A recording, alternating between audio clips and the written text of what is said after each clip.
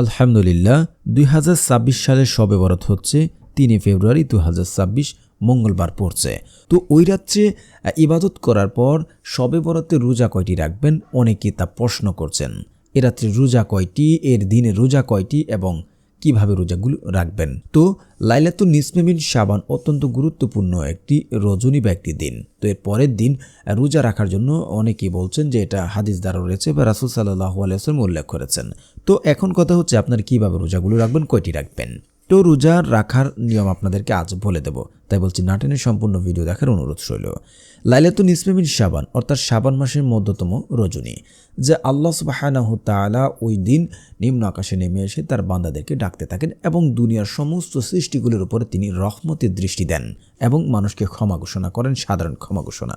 এবং এ রাত্রে আল্লাহ তাআলা তার বান্দাদের ডাকতে দেন, কে অভাবে আছে, কে দারিদ্রতার মধ্যে আছে, কে পাপী আমার কাছে ক্ষমা চাইবে আমি তাকে পাপ মোচন করে দেব, কে অসুস্থতার মধ্যে আছে আমার কাছে সুস্থতা চাইবে আমি তাকে সুস্থতা দান করব।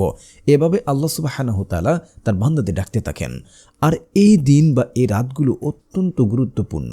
তো এটা একেবারে ছেড়ে দেওয়া যাবে না যে এটা কোনো আমল নেই, কোনো কিছু নেই, তাও করা যাবে না। আবার এই রাত্রে জাঁকজমকভাবে পূর্ণ করা যাবে না। তো এখন আমরা এই রাত্র আমরা কাটিয়ে ফেলবো নফল ইবাদতের মাধ্যমে, দোয়া জিকিরের মাধ্যমে, ইস্তিগফারের মাধ্যমে আমরা নামাজ পড়ে কাটাবো। তো এখন কথা হচ্ছে এর পরের দিন যে রোজা রয়েছে আমরা কি রোজা রাখতে পারবো? হ্যাঁ, অত্যন্ত গুরুত্বপূর্ণ এই রোজাগুলি। যদি কোনো ব্যক্তি শবে বরাত অর্থাৎ লাইলাতুল নিসফে মিন শাবানের রোজা পালন করেন, আল্লাহ রাসূল সাল্লাল্লাহু আলাইহি ওয়াসাল্লাম হাদিসে স্পষ্ট ভাষায় বলেছেন যে রোজার ফজিলত রাসূল সাল্লাল্লাহু আলাইহি ওয়াসাল্লাম ইরশাদ করেছেন, যে ব্যক্তি শাবানের দিন একটি রোজা রাখে, মানে শাবানের একটি রোজা রাখলো তাকে আমার শাফায়াত হবে সে।